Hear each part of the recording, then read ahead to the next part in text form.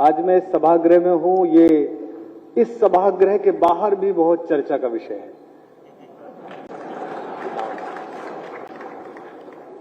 परसों जब से इसका पोस्टर बाहर गया है, दिल्ली के पत्रकारों को, अन्य दलों के बहुत सारे लोगों को बड़ी चिंता हुई कि मैं लखनऊ क्यों जा रहा हूं और अखिलेश यादव जी के बगल में बैठना है, प्रोफेसर साहब की किताब का विमोचन करना है। तो एक वरिष्ठ पत्रकार ने मुझसे पूछा कि ये कुछ अजीब नहीं है। मैंने उनसे कहा कि होता तो यही रहा था लोकतंत्र में, इन दिनों कुछ अजीब हो रहा है कि आसपास नहीं बैठ रहे हैं।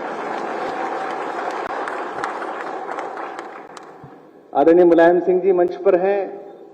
हम उत्तर प्रदेश के लोग जब बाहर जाते हैं तो मुझसे अक्सर राजस्थान, मध्य प्रदेश के, बंबई के नेता पूछते हैं कि मुलायम सिंह जी की क्या स्थिति है, अभी क्या स्थिति है नेताओं में। तो मैं उनसे अक्सर कहता हूं कि आप अलग पार्टी में हो सकते हैं, अलग विचार में हो सकते हैं। हम उत्तर प्रदेश के लोगों के लिए मुलायम सिंह व्यक्ति नहीं है, एक इमोशन है, एक भावना है।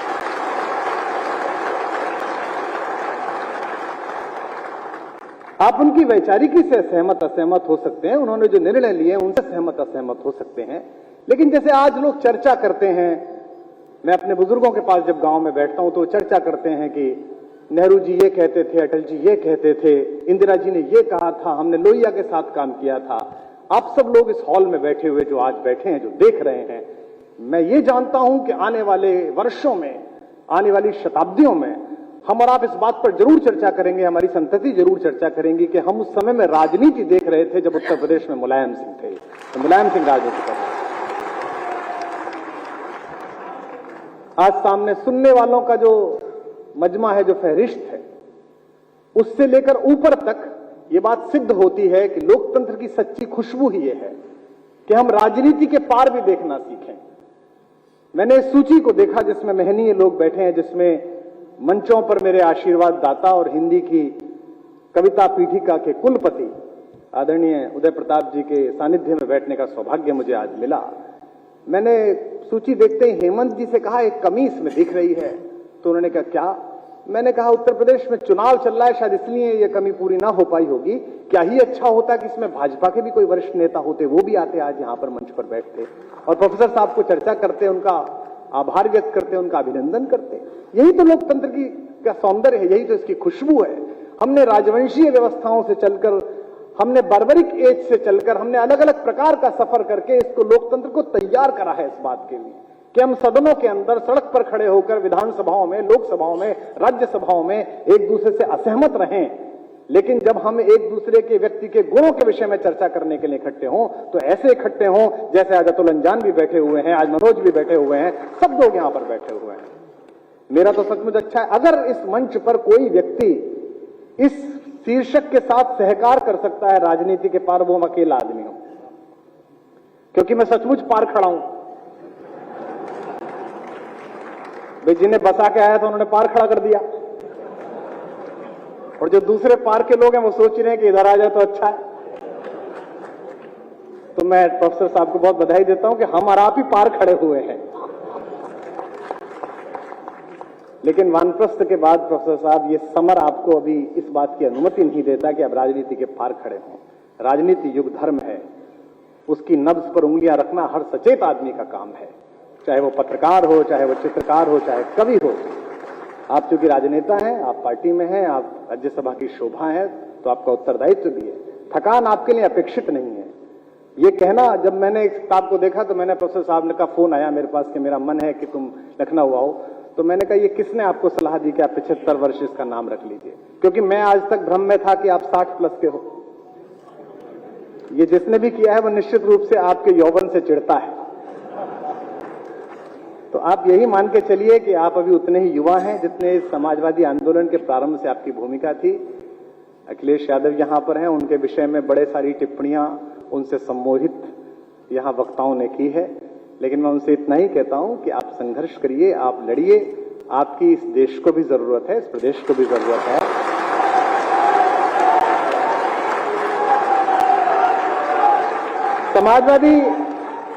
समाजवादी परिवार की एक विशेषता है, इस परिवार की एक विशेषता है, क्योंकि मैं मंच का कवि हूं तो मेरा एक छोटा सा लोभ भी ये है कि हम हिंदी कवि सम्मेलनीय कवियों के लिए, हिंदी के साहित्यकारों के लिए जो सबसे अप्रोचेबल चीज होती है, सबसे ज्यादा आराम से जिनसे कह सकते हैं, कोई बात सुन सकते हैं, वो समाजवादी परिवार रहा। दिवंगत नीरज जी से लेकर हमारे प्रिय मित्र, मुझे आज भी याद है, मैं अमेरिका में था और हमारे एक बहुत ही योग्य गीतकार लखनऊ के थे, देवल आशीष, उनको एक समस्या हुई। आधी रात फोन करने पर, उस समय अखिलेश जी मुख्यमंत्री थे यहाँ पर, तुरंत व्यवस्था हुई, उनका उपचार हुआ, हमने बचा नहीं पाए। तो अक्सर लोग अपने हिसाब से, अपनी इच्छाओं के हिसाब से सोचते हैं कि भाई सामने अगर व्यक्ति है तो आराम से होगा। समाजवादियों का, इस पार्टी का, इस परिवार का विशेष रूप से हिंदी के प्रति लगाव रहता है। दो एक बात बोल के मैं अपनी बात को विराम दूंगा। ये देश इस समय, जैसा मनोज बोल रहे थे, इस समय एक ऐसी स्थिति में है जहां थोड़े से ताप को कम हो जाना जरूरी है, गुस्से का थोड़ा कम हो जाना बहुत जरूरी है। और ये जो कुछ भी चल रहा है और जिससे भी मैं और आप चिंतित हैं, इस हॉल में बैठे हुए लोग, समाजवादियों से अलग अगर कुछ लोग बैठे हों तो उनको भी मैं विशेष रूप से कहना चाहता हूं, मंच पर भी है और नीचे भी अन्य पार्टियों के लोग बैठे हैं। इस मुल्क की मिट्टी की तासीर है कि ये नफरत का बीज ज्यादा दिन सहन नहीं करती। यहां मोहब्बत का बीज ही चलता है, यहां प्रेम का बीज ही चलता है। एक दूसरे की बात सुनी जाए, एक दूसरे की बात कही जाए। तुम ही तुम हो तो क्या तुम हो, हम ही हम है तो क्या हम हैं। ये जो संवाद हमारे यहां समाप्त हुआ है, इसकी चिंता करना ये भारत के गणतंत्र ने सिखाया है। प्रोफेसर साहब की पुस्तक में मैंने देखा, विशेष रूप से ये मुझे पर्ची दी गई है और ये चूंकि प्रमोद तिवारी जी के लेटर पैड पर है, उनकी छोटी सी पर्ची पर है, जिसमें कहा गया 4 लाइन भी सुना देना। मैं राजनीति से बाहर आया हूं, पर इतना मूर्ख भी नहीं हूं कि बिना पेमेंट कुछ करूं।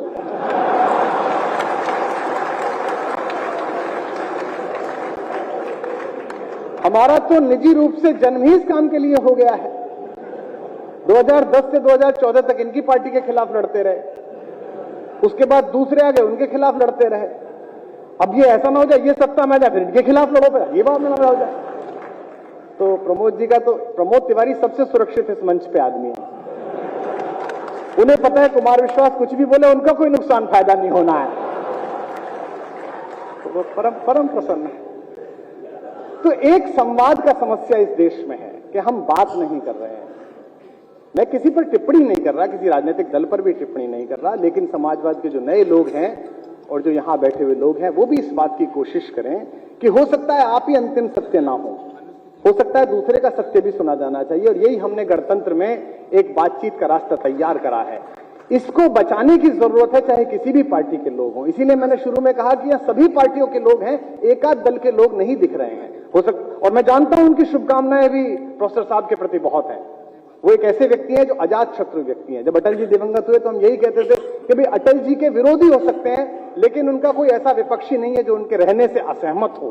कुछ लोग जिनके रहने से शोभा होती है। आज हेमंत जी ने बड़ा सुंदर शब्द दिया रामगोपाल जी को कि रामगोपाल जी उत्सव मूर्ति हैं। वे भारतीय जनता पार्टी से लेकर समाजवादी पार्टी तक सबकी राज्यसभा में उपस्थिति होने के बाद उत्सव मूर्ति हैं। और एक मुझे सबसे सम्मोहक आज लगा, जो मनोज ने भी नोट किया, कि नेताजी जब मंच पे आए तो उन्हें इस बात की चिंता नहीं थी कि इस मंच पर कौन बैठा है, उन्हें चिंता थी नीचे कौन बैठा है।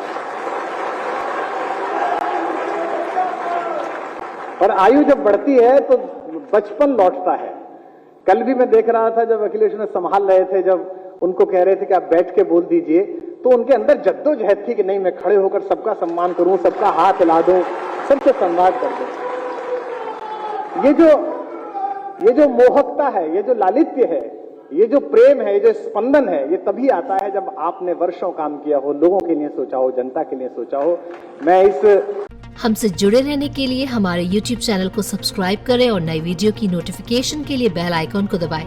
अगर आप ये वीडियो Facebook पर देख रहे हैं तो लाइक जरूर करें और ज्यादा से ज्यादा शेयर करें। धन्यवाद।